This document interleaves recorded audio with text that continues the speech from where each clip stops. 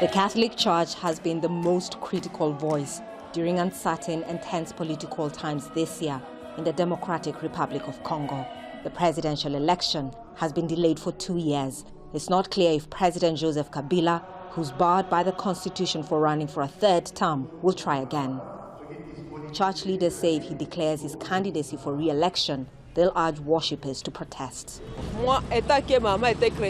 I'm not afraid of anyone. We need the country to go forward. The country is not free, and we need a credible electoral process.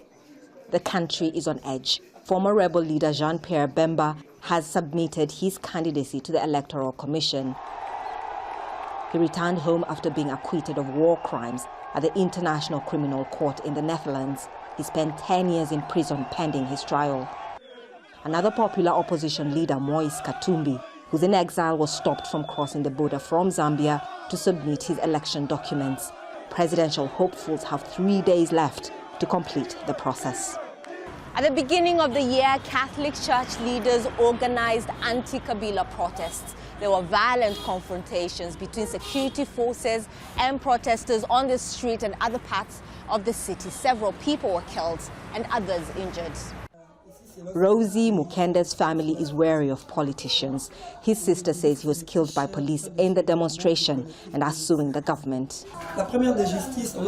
I want those who killed my brother arrested. I also want political justice. He always said that one day our children will live freely and with dignity. Leaders of the ruling coalition, called Presidential Majority, say they are making final adjustments before nominating their candidates.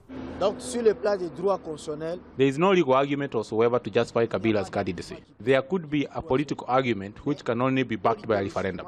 By Wednesday, Congolese will have a clearer picture of who's running for president in December. They want to see who the ruling party candidate is and what that will mean for them. Catherine Soy, Al Jazeera, Kinshasa.